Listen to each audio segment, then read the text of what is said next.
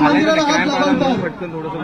जसं आता संजयराव साहेब बोलले की हे मंदिर हनुमानाच्याच आशीर्वादाने जी आपल्याला ताकद मिळाली, आंदोलन करायला लागलं नाही, रस्त्यावर यायला लागलं नाही, फक्त एका व्यक्तीच्या आवाजावर हे मंदिर वाचलेलं आहे.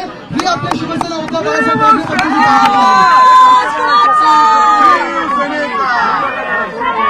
अनेक वर्ष मी माझ्या आजोबा म्हणजे वंदनीय शिवसेना प्रमुख हिंदू सम्राट बाळासाहेब ठाकरेंबद्दल ऐकत आलो. वेगळ्या वेगळ्या मंदिरात जातो, कधी गुरुद्वारात नांदेडचे गेलो, कधी इकडे मंदिरात आलो, कुठच्याही धर्मस्थळी गेलो तरी त्यांच्याबद्दल एक आदराची भावना असतेच.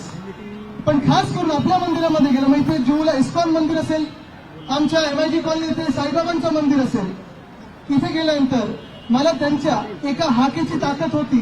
ती सतत तिकडचे सगळे पुजारी असतील, ट्रस्टी असतील सांगत असतात की आमचं मंदिर वाचलं तर एका व्यक्तीमुळे वाचलं, ते म्हणजे शिवसेना प्रमुख बाळासाहेब ठाकरे.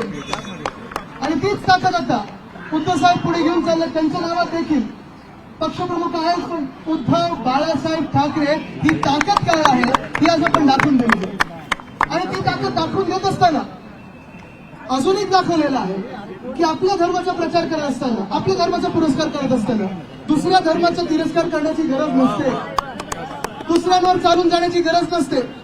आणि खास करून भाजपचं जे चुनावी हिंदुत्व आहे, आपण सर्व हिंदू लोकांना भाजपची निवडणुकीपुरतं वापरतो, यूज अँड थ्रो करतं, ते देखील काल आपण त्यांचा पर्दा फाडून एक्सपोज केलेला आहे.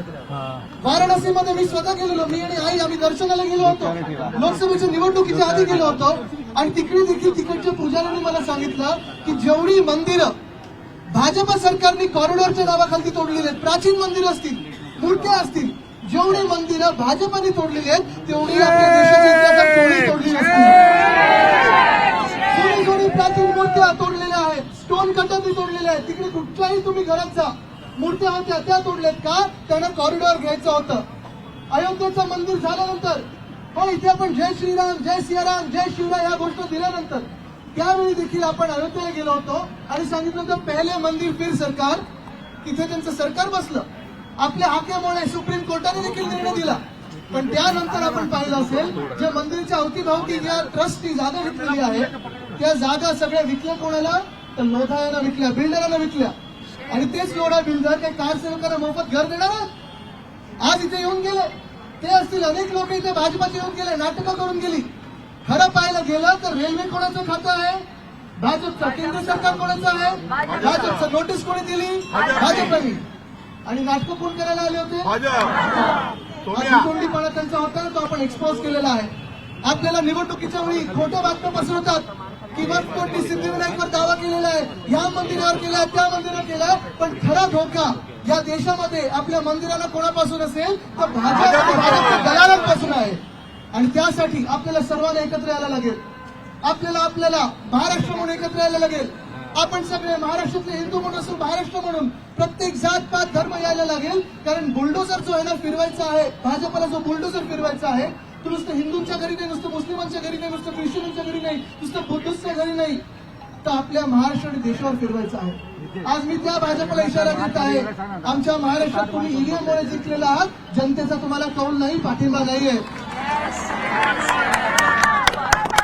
आणि त्याच भाजपला मी इशारा देत आहे, जर हनुमानाने ठरवलं तर या देशामध्ये पुन्हा एकदा बॅलेट पेपरवर निवडणुका होतील आणि देशाची ताकद काय आहे ती दिसेल तुम्हाला, देशाचा आवाज काय दिसेल.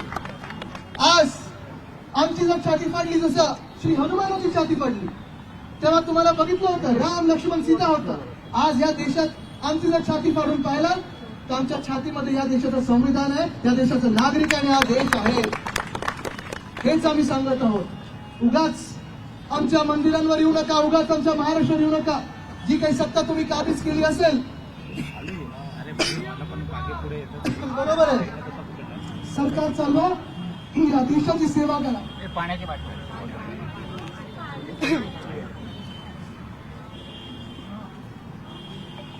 थोडं तेव्हा भाजपसाठी राहिलं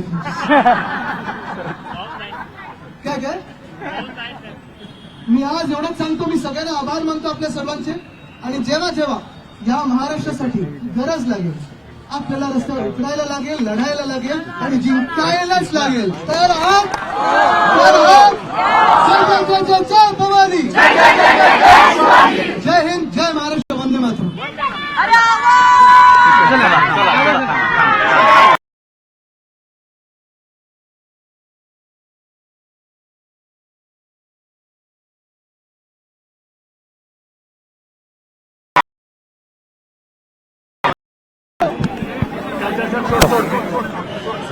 बाहेर काढतो.